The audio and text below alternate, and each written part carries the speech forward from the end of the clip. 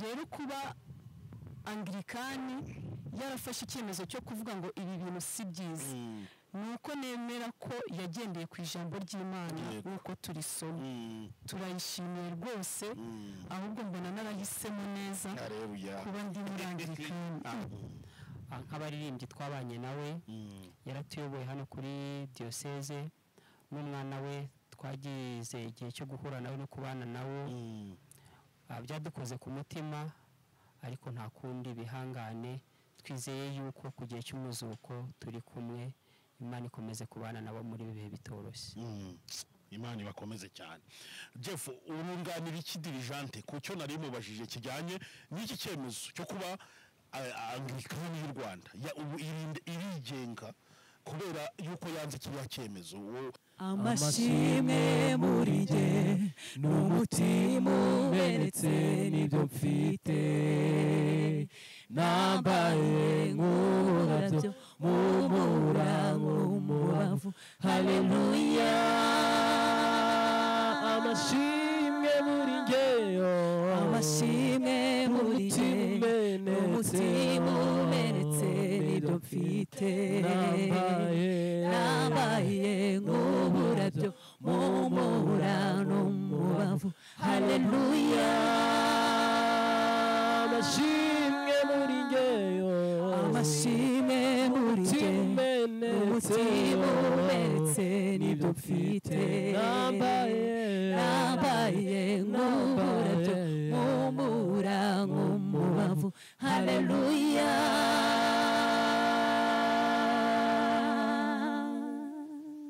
Ati turamushima kandi tukamushima tukongera tukamushima. Ni indirimbo nziza cyane itwinjije mu kiganiro. Ni ikiganiro cyiza cyane turi mu karere ka Musanze muri diocese ya Shyira ku rusengero rwaho naho turi gukora ikiganiro byose diocese ya Shyira nabingize ngo ntibeshya niho tugiye gukorera ikiganiro. Ni munyemerero dutangire tubasuhuza abakunzi b'iyoboka Mana TV ndetse n'impamba nyayo turi kumwe muri iki kiganiro. Ndagira ngo mbasuhuze mu izina rya Yesu Kristo. Ni kwa kundi mumenyere ko tugiye gutya tukazana abantu batandukanye maze tukabasha kuganira nabo. Murabona ko twicaranye rero n'itsinda cyangwa na korali cyangwa na groupe. Ni groupe y'amateka cyane muri aka karere ka Musanze muri diocese ya Shyira ndetse no muri imyitoro rya Anglikani muri rusange ndetse no mu Rwanda muri rusange kuko yagiye ijya mu bihugu bitandukanye aho yabaga ihagarariye igihugu mu buryo bugiye butandukanye turi buze kugenda tubigarukaho. Yiteguye rero ibikorwa bikomeye bisubiremo ngo bikomeye cyane mu gitaramo gikomeye bazaba biziriza mu isabukuru turi buze kumenya byose nibo rero tugiye kuganira. Murabona ko ari abantu beza bambaye neza n'ukuri bigaragara ko bakijijwe ko bambariye gukorera Imana angira ngo n'ibintu byiza cyane. Ni munyemerere dutangire tubasuhuza mwiriwe neza kandi muraho murakomeye murambura ibiganza musuhuza abantu bari kureba iki kiganiro. Ati barabasuje mu izina rya Yesu ngo muzajye mu ijuru n'ibindi byose nibyo bagenda bababwira. Jeff meze neza rero reka ntangire mvugisha umwe. Yego turashima Imana. Wow. Tugeze hano muri diocese ya Shyira mwatwakiriye neza ibintu bimeze neza nabonye hari na hoteli nziza cyane hariya hepfo mbese ibintu byose ni fresh cyane. Natwe twishimiye kubakira kandi Uwiteka abaho umugisha umurimo mukora ntago ari ubusa ku mwami. Ni tutagwisari muzasarura niko jya mbwira abantu. Namwe kandi nimutagusari ni ukuri pe kuba mwitanga mukaza kuririmba mukata imirimo yanyu mukavunika mugatanga ubutunzi bwanyu buri hafi ya ntabwo kuri bamwe usanga umurimo w'Imana ugoye kuvuga ngo hafi ya ntabwo suko mbisa abakene ahubwo abantu biganje muri urubyiruko cyane usanga amafaranga nyine yacu ari makeya birumvikana. Ibyo byose rero mukora nimutagusari ni ukuri muzabisarura. Amen. Jeff reka nkubaze turi kumwe n'abandi mbere wenda yuko uvuga itsinda muri rusange umuntu agiye kujya atwibwira ariko turahera kuri wowe noneho tuze tuganira rero. Nitwa Mukiza Joseph abandi coordinateur wungirije muri iki gikorwa murakoze. Yego. Ndabasuhuje nitwa Nizeyimana Simeon umuramyi kurera mu itsinda rya Living Hope murakoze. Yego. Yesu nashimwe nahimbazwe. Amazina nitwa Ishimwe Victoire nkorera mu itsinda rya Living Hope Group kirenzeho ndi dirigente wa Living Hope Group murakoze. Wow. Turi buze kumuganiriza twumve. Haleluya. Amen. Nanjye nitwa Munezero Christelle. Ndi umuramyi nkaba ndirimba muri Living Hope Group. Imana ibamugisha. Ukaba uri n'umumama? Ego. Mutari kutubwira. Ndi umumama mfite abana babiri b'abahungu. Imana iduhane byiza. Okay. Haleluya. Amen. Nitwa Ngabire muri Jose. Ndi umuririmbyi muri Living Hope Group. Nkaba ndi umumama w'umwana umwe. Yego. Murakoze cyane. Nanjye nitwa Dufitimana Aime. Living Hope murakoze. Ukaba uri umukobwa? Ndi umukobwa. Murakoze, nitwa Masengesho Iswahili, ndi umwe mu baririmbyi ba Living Hope, ndacyari umusore. Uracyari umusore ushima Imana? Yego. Okay. Ngira ngo hari ibintu byumvikana cyane. Turi kumwe rero na Living Hope Group ikorera umurimo w'Imana hano kuri eglise tugisanzeho. Reka mbase Joseph rero nka coordinateur wungirije muri iki gikorwa bari gutegura, tunyuriremo gakeya. Living Hope Group ni bantu ki, ni bande, ni itsinda, atubwire ni ibihe bikorwa yizwiho yibukirwaho, muri make atubwire abantu turi kumwe cyangwa iri tsinda ari bantu ki. Living Hope Group ni itsinda ryo kuramya no guhimbaza Imana ryabonye izuba mu mwaka wa 2003. Rikaba rigizwe n'amatsinda menshi harimo drama team, hakabamo dance traditionnel, hakabamo abakina ikinamico, hakabamo n'abaririmbyi nk'uko mwababonye aha ngaha. Iyo niyo Living Hope Group ikaba ikorera umurimo wo kuramya no guhimbaza Imana muri ibyo byiciro byose bitandukanye mu itorero Anglikani ry'u Rwanda. Mutangira byari bimeze gute? Se igitekerezo cyavuye kuri korali wenda yari hari y'abana cyangwa y'urubyiruko? Igitekerezo cyo gutangira iyi group cyaje gute? Nyuma yo kubona yuko urubyiruko muri Anglikane rugenda rubura cyangwa rucika intege, nibwo haje igitekerezo cy'abantu bagera kuri 4 bicara hamwe bareba ngo niki twakora kugira ngo noneho urubyiruko muri Anglikane rugumemo na tuzagire na generation yindi zagenda isimbura abasaza cyangwa abantu bagenda bakura. Niko gutangiza rero itsinda ryo kuramya no guhimbaza Imana muri Anglikani gitwa Living Hope Group. Akaba ari ryo tsinda rya mbere ryatangiye uwo murimo mu gihugu cy'u Rwanda muri Anglikani, kuko urubyiruko rwagiye kongera rwisanga muri Anglikani muri rusange. Murakoze. No kuvuga yuko mwayikoze ariko mufite intego yo kuyagurira no ikagenda imbuto zayo zikagera no mu zindi diocese, mu zindi niba ari paroisse bavuga hari abavuga archidicone nibyo niko kuri. Twari dufite intego yo kwagura ahantu hose hashoboka gukorera ivugabutumwa. Nubwo yavukiye hano muri katedrali Yohana Umubatiza Wera, ariko twagiye dukora umurimo w'ivugabutumwa dushinga andi makanisa n'amaparuwase ku bwa Living Hope, tugenda tuvuna n'andi maparuwase cyangwa se mu zindi diocese harimo nka diocese ya Cyangugu na Butare. Niko uwo murimo wagiye urakura, kandi turabishimira Imana. Imana ishimwe. Umurimo rero ugenda ukura, none mumaze imyaka ingahe mugiye kwizihiza isabukuru? Niki mushimira Imana, niki yabashoboje muri iki gihe mumaze? Tumaze imyaka 20 tubonye izuba. Ibyo rero nishimye kuri twe rikomeye ku Mana yadushoboje mu by'ukuri urugendo rurerure tutagombaga gushobora tutari kumwe nayo. Twakoze umurimo w'ivugabutumwa muri diocese yacu, tujya mu yandi madiocese yo mu Rwanda, turenga imbibi, dukora umurimo mu Bugande, tukorera muri Kenya, tukorera muri Tanzania, tukorera i Burundi. Aho hose twagiye tubona ukuboko kw'Imana no gukomera kwayo. Amen. Ngira ngo ni ibintu byumvikana. Living Hope Group turi kumwe, mwayumvisha igizwe n'abantu bangahe ubu ngubu groupe nyine yose? Groupe muri rusange abo twita abaririmbyi cyangwa se abo babarizwa muri aya magroupe n'abantu 66. Ariko hariho irindi tsinda ku ruhande navuga ngo ry'abaterankunga. Abaterankunga ni abantu bahoze muri Living Hope n'abandi bashobora kutwiyungaho cyangwa se bagiye baza bakumva bashigikira uwo murimo. Abo bo kugeza ubu turacyafite abagera mu 8 kandi turabashimira Imana ko bagenda badufasha muri byinshi.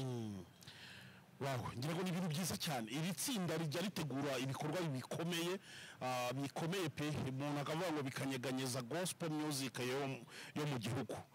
Urugero hari biterana cyangwa ibitaramo twibuka bikomeye, mwagiye mukorana na ambassador, hari cyabaye mwatumiye korali ambassadors, hari icyo mwatumiyemo abaririmbyi batandukanye ba Polinaire ndetse n'abandi, hari icyo mwatumiyemo n'izindi korali cyangwa n'andi matsinda avuye mu yandi matorero atandukanye.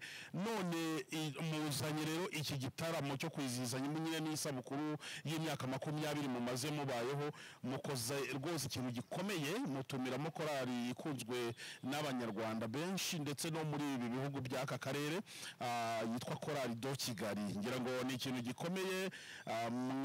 Ibitaramo mugenda mukora mugamije iki? Ko mbona mugenda mwenseramo izindi nsengero, bishatse kuvuga iki kuri mwebwe? Tuvuka ntago twavutse turi independent kurangirikani cyane. Yego, twagiye dukorana n'andi matorero muri ADPR, Anglikani, Katolike, Adventiste, yewe n'abasilamu twarakoranye. Rero umurimo w'ivuga butumwa ntago twibanda ku itorero runaka. Niyo mpamvu tuba twifuza yuko ubutumwa bwiza bugera ku bantu bose. Ni nayo mpamvu mwagiye mukorana n'izo korale na yego rwose, niyo mpamvu twagiye dukorana n'ayo matorero n'amadini atandukanye n'ayo makorali kugira ngo n'abandi bose turusheho gukora ubwo busabane, kuba inshuti, kuba bamwe, cyane yuko twese umurongo n'umwe no kuzaga ubwami bw'ijuru. Wow, ngira ngo ni ibintu byiza cyane. Reka iri tsinda turi buze kugaruka kuri iyi konseri bateguye ku itariki 30 izabera ku rusengero nyine turiho rwa Cathedral. Nkariya ngo ni Yohana Umubatiza Wera kuri diocese nyine ya Shyira. Okay, ngira ngo ibintu byumvikana turi buze kubigarukaho. Reka nganire n'abandi gatoya, mpereza dirigente microphone kugira ngo tuganire. Dirigente, umeze neza se? Ndashima Imana. Ubona uyoboye itsinda rikomeye gutya ryagiye rikora ibyo bikorwa byose ngaho muri Kenya, ngaho Tanzania, Burundi, Uganda, reka mu Rwanda mu mafestival akomeye. Umeze gutegura ubishobozi iki wenda reka umuntu abitekereze gutyo? Mu buntu bw'Imana twagiriwe, nta kindi mbishobozwa usibye gusenga Imana. Yego. Umaze igihe kingana iki uri dirigente? Maze umwaka. Umaze umwaka. Wow, ngira ngo ni ibintu byiza cyane.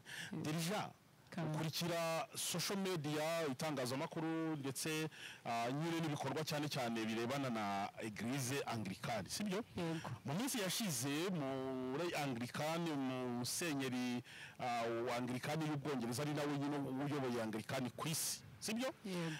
Yaragize gutya aravuga ati twebwe rwose twemeye ubutinganyi, umugabo n'umugabo turabashyingira, umugore ku mugore tubashyingire. Abantu rwose amadiyoseze cyangwa abanglikani mu bihugu bitandukanye birabivuga ati ntabwo bishoboka yuko ibi bintu twabyakira gutya.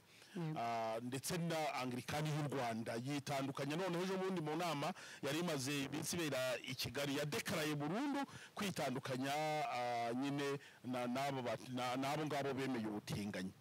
Iki cyemezo wacyakiriye gute? Ese iyi Anglikani y'u Rwanda itaza kwemera nayo ikemera igaha ikaze ubutinganyi, wari kuguma muri Anglikani? Wari kubijya byari kugenda gute? Gatoya wenda. Murakoze.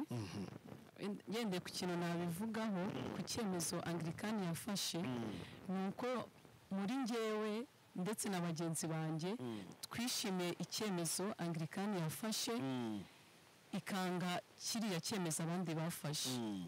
Mu by'ukuri iyo tugendeye muri Bibiliya twakurikiye twemera dusoma, dusanga ko Imana yaremye Adamu. Yego. Imaze kurema Adamu iravuga ngo si byiza ko aba wenyine, reka muremere umufasha umukwiriye. Irangije iramusinziriza mu rubavu rwe havamo eva rero ndakeka imana yatekereje icyo kintu nuko yari ibonye ko adamu mu by'ukuri akeneye umufasha rero kuba anglikani yarafashe icyemezo cyo kuvuga ngo ibi bintu si byiza nuko nemera ko yagendeye ku ijambo ry'Imana nuko turisoma turayishimiye rwose ahubwo mbona narahisemo neza kuba ndi muri anglikani barakoze cyane kandi ibyo ngibyo bikaduha icyizere cy'uko bayoboye urubyiruko rwabo neza mu nzira nziza itujyana ku gakiza kazima itujyana ku muyoboro wo kugera kuri Kristo turabishima cyane yego ngira ngo iyo ibyemezo bifatwa cyane cyane ku rwego rw'igihugu burya hari umutwe iyo umutwe ari muzima ngo n'izindi ngingo zose ziba nzima reka dushimire nyakubahwa Archbishop Musenyeri Dr Rurambanda uyoboye Anglikani itorero ry'u Rwanda kuba yaragize uruhare rukomeye ndetse akarwana intambara ikomeye twigeze dukorana ikiganiro ambwira ukuntu yagiye muri Amerika bamubwira bati turanaguha ibiguzi ariko rwose nyabuneka emeragira gutya bigende gutya ariko mu by'ukuri turamushimira cyane tunaboneho kandi no kumwihanganisha reka Joseph avuge ijambo ryo kwihanganisha Musenyeri yabuze umwana ngira ngo tuganira namwe kandi yanayoboye ahangaha ni umuntu wanyu n'umuyobozi hari icyo nk'itsinda mushobora kuvuga mu kwihanganisha umuryango wa nyakwigendera yego tuboneyeho gufata uyu mwanya ngo twihanganishe umuryango wa Edwin Mbanda kubwo kubura umwana wabo Edwin Mbanda kuko tumuvuze yamubuze mu bihe bikomeye ari kurwana intambara y'ubutinganyi rero Archbishop Rurambanda na Chantal Mbanda tuboneyeho kubihanganisha kubafata mu mugongo bihangane bakomere mu buzima bibaho kandi twizeye yuko ku gihe cy'umuzuko tuzahura nawe mu bwami bw'ijuru nk'abaririmbyi twabanye nawe yaratuyoboye hano kuri diocese n'umwana we twagize igihe cyo guhura nawe no kubana nawe byadukoze ku mutima ariko nta kundi bihangane twizeye yuko ku gihe cy'umuzuko turi kumwe Imana ikomeze kubana nabo muri bihe bitoroshye Imana ibakomeze cyane Jeff urunganira iki dirijante ku cyo nari mubajije kijyanye n'iki cyemezo cyo kuba Anglikani y'u Rwanda irigenga kubera yuko yanze kiriya cyemezo wowe ku giti cyawe what's your expectation wabyakiriye gute ni icyemezo twishimiye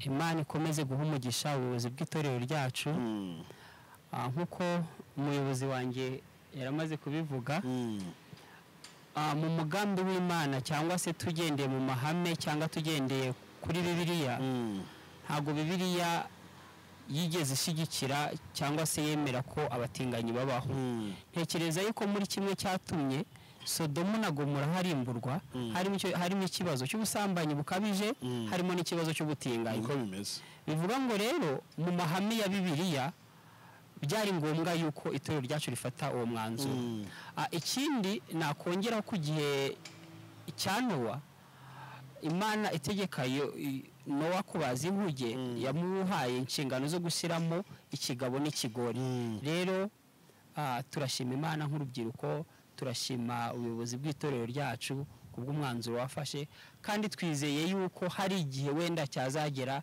n'abayobozi b'ikantibari bakabona yuko wenda inzira barimo itari nziza bakagaruka mu murongo w'amahame ya Bibiliya nitubona icyo kigezweho tuzarushaho gupfukama dushima Imana ko yagize neza yego murakoze mu mpere mikrofone uwo mubyeyi wegeranye na dirijante mama hariya ni mama nde mama Brian kuba muri Living Hope Group usibye ahantu bakugira ngo uririmbe maze nugera mu ijuru Imana izaguhe ingororano z'uko wayikoreye ni iki kindi bikumariye hari ukuntu mukorari cyangwa groupe ubuvuga ati ngewe usibye no kuba wenda ndirimbamo kubamo byonyine bivuze iki ku buzima bwanjye wowe bivuze iki murakoze kuririmba ni umurimo nkunda cyane kuba rero ndi muri groupe Living Hope bimfasha kurushaho gukomeza kwegerana n'Imana bikamfasha mu buzima bwanjye bwose bwa buri munsi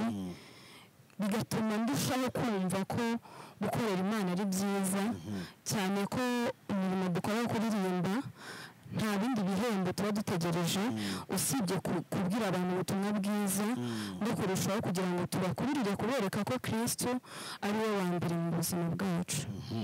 Iyo definition utanze niyo nanjye navuze sasa gikoraho ikibazo noneho usibye ibyo byuko ukorera Imana nyine ukunda kuririmba kuba umunyamuryango cyangwa umumambre wa Living Hope Group mu buzima busanzwe bimaze iki? Hari ukuntu uba mu itsinda rikaba rikakubera nka famille ni urugero rikakugira inama rikakubesa ku buryo uvuga ati usibye no kwita yaba tutanaririmba ariko ino group ikabiriho mu buzima busanzwe byaba bimariye iki? Nicyo nakubajije rero. Living Hope ni itsinda rikora nk'uko twabivuze imirimo myinshi. Iyo twagize reka nihere nkanjye ndi umubyeyi ikintu cya mbere mbona bimariye cyane nk'iyo nabyaye baraza bakampiza, iyo narwaje umwana ku bitaro baraza bakansura, mbese n'undi wese wagira ikibazo usibye nanjye gusa tumuba hafi, wagira ibyago bakakuba hafi. Rero numva ari umumaro munini cyane kuri njyewe Living Hope nariye ku bindi mirimo uyu munsi. Mazemo igihe kingana iki se Mama Brian? Living Hope nyimazemo imyaka 11.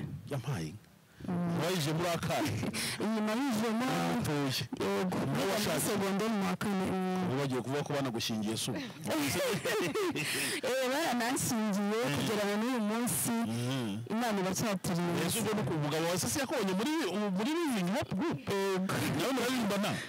Ntabwo turirimbana, yaje mu rusengero kubera kuririmba neza kwanyu ati kariya gakobwa n'akana keza aha turiya niyo mugore wanjye ahita avuga ati reka mushyire mu magorero none ubu ngubu urakomeye n'abana babiri. Wese urumva byatari igitangaza se? Ni igitangaza cyane. Ese Living Hope Group kuyiririmbamo itanga n'abageni cyane. Living Hope yubaho Joseph se yaje bano umusore aracyari umusore. Ese ni uracyari umusore? Okay, ngira ngo ni ibintu byumvikana cyane. Mama umeze neza? Yego. Ni wowe Living Hope Group iherutse gushyingira? Ni wowe sibwo ko mubaye vuba sonye ko mama w'umwana umwe? Yego, ariko bahari n'ibindi bari inyuma yanjye bafite abageni benshi. Bafite buri mwanya bamutanga abageni. Wow, ngira ngo ni ibintu byiza cyane. Amakuru se ni meza. Yo uri ni hirya kangahe? Ndirimba ijwi rya mbere. Ijwi rya mbere niyo ndirimbo ukunda cyane, yowe muhanzi ukunda cyane hano wa gospel ukabona kundi iyo ndirimbo je ni iyihe? Ben na Chance. Ben na Chance ni mpamvu se mwabatumiye muri igitaramo se? Cyane ndabakunda cyane kandi nzi ko hari benshi muri groupe yacu babakunda. Yego.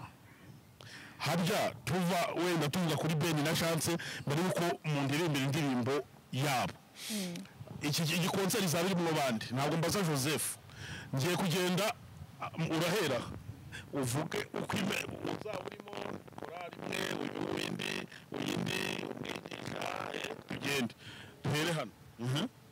Concert yanyu izaba ku itariki ya 30 yo kuzisaba kuri imyaka 20 Living Hope Group imaze ibayo, izabera hano kuri diocese yashyira mu karere ka Musanze nyine cyangwa mu Ruhengeri.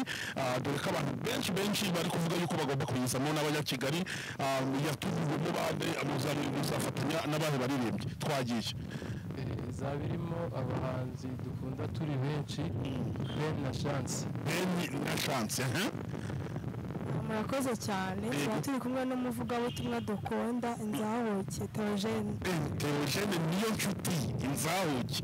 Theogene njya umuzanye bwa mbere kuri YouTube yajya nabivuga cyane kuyoboka kuri TV yumva ni njyewe iriya ni produit yanjye ndamwemera cyane. Rero azababwiriza neza ababwira utuntu twiza cyane.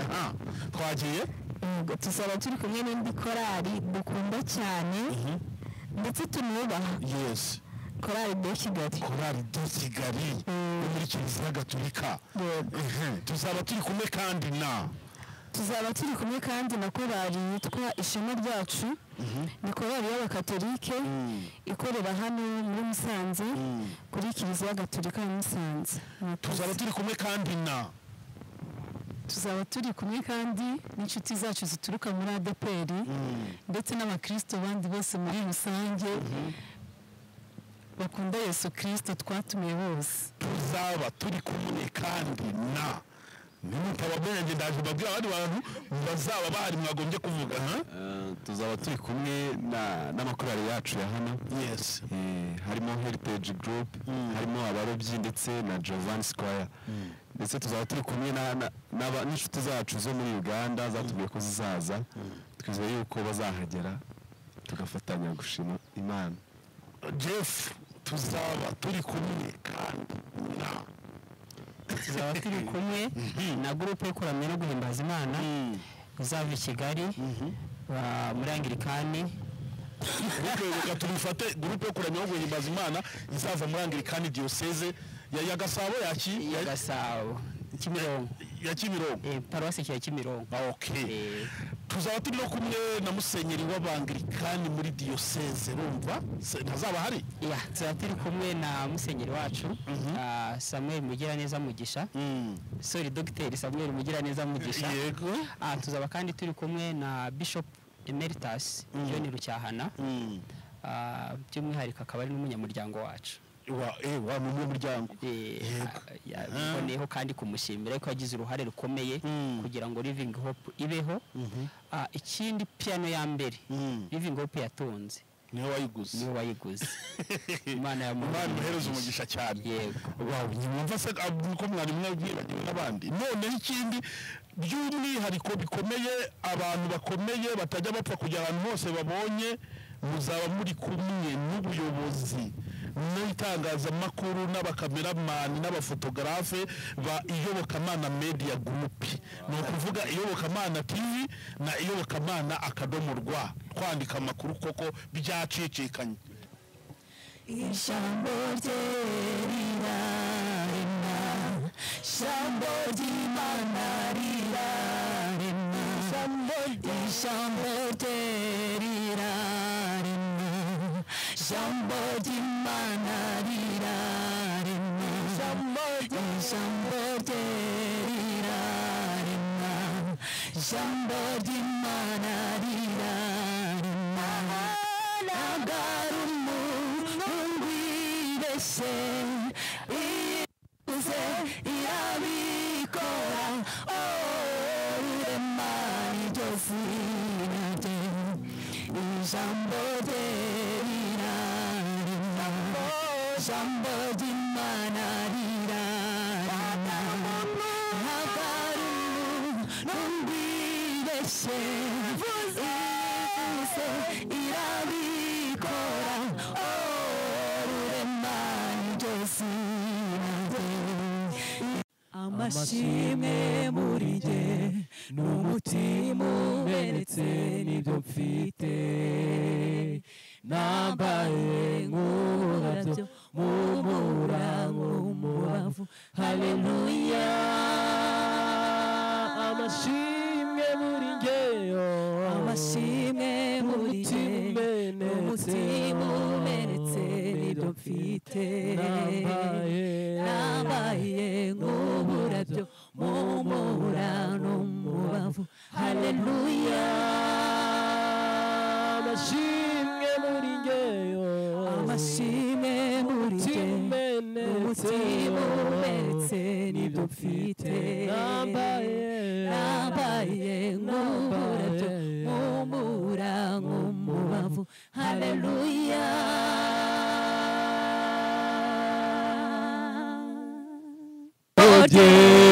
Rirarema, jambo ry'Imana rirarema, yasarumu nungwibeshe. Living Hope Group tugutumiye mu gitaramo cyo kuramya no guhimbaza Imana kizabera kuri Diocese AR Anglikani i Musanze. Ni kuri tariki 30 z'ukwezi kwa 4 hazaba ari ku cyumweru. Tuzaba turi kumwe na Chorale de Kigali, umukozi w'Imana Nzahuke Theogene. Tuzaba turi kumwe na Ben na Chance. kandi tuzaba turi kumwe na korali Ishema Ryacu rya Ruhengeri hano muri Katolike. nanone tuzaba turi kumwe na Jovan Squire Heritage Group ndetse n'abarobyi kwaya zikorera hano kuri Cathedral. muzaze muri benshi, imigisha no gusabana n'Imana bizashyikira abazitabira iki gitaramo cy'imbatura mugabo.